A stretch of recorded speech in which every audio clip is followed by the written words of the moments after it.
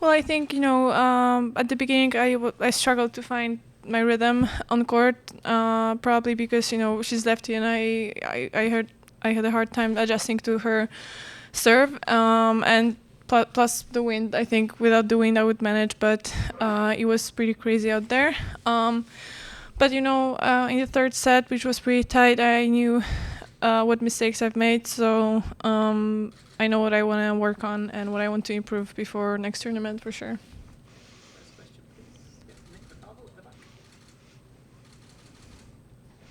Iga, I mean, you mentioned the wind, but how tough were the conditions? And as you got to the end of the third set, what were you trying to do to manage both the condition side of things and your game itself? Well, I tried to use the different racket with more tension on my strings, so it's not gonna, go so far when I play with the wind. But well, the thing is that at the beginning, when you don't feel 100% like you're hitting the ball in the right place, it can mess up, your rhythm till the end of the match. And I really tried to find the rhythm again, and I think I did in some moments of the match, but sometimes she just didn't give me much chance on her service games. She was serving pretty well and really strong, so just one break and it was enough to lose. So but I think I did everything I could to kind of find my rhythm.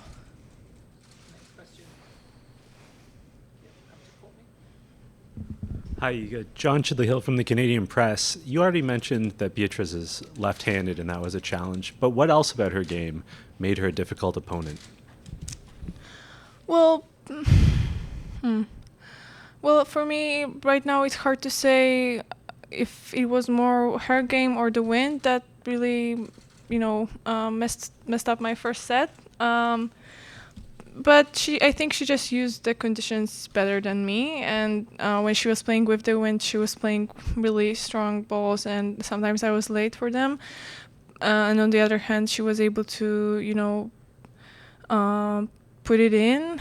But I just think I made more mistakes than her. She was a little bit more solid. But for sure, she's playing really great, and she has a really solid base on her serve. So, yeah.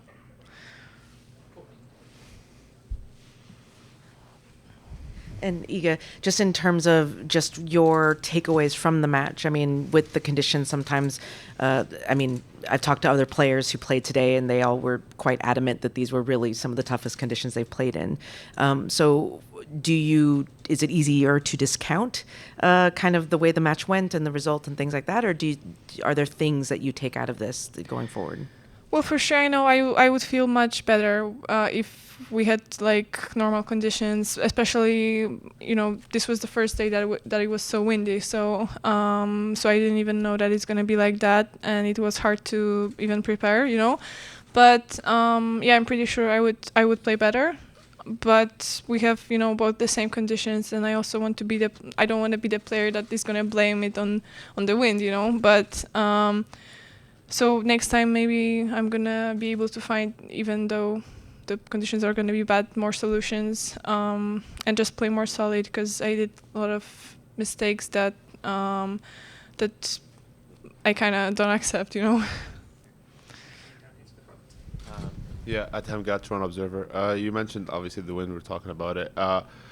Is there anything you can take from playing in these conditions to help you in future days when in similar condition that you took from the match right away, that you can think of right away to help you on another windy day, maybe in Cincinnati or US Open?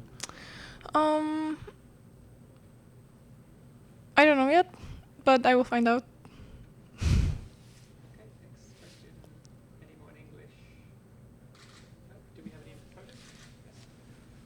Pani Igo, i tak dziękujemy, jesteśmy Pani wdzięczni za emocje, jakich Pani nam dostarczyła. Trzymamy kciuki na przyszłość i czekamy na US Open. Super, dziękuję. Thank you.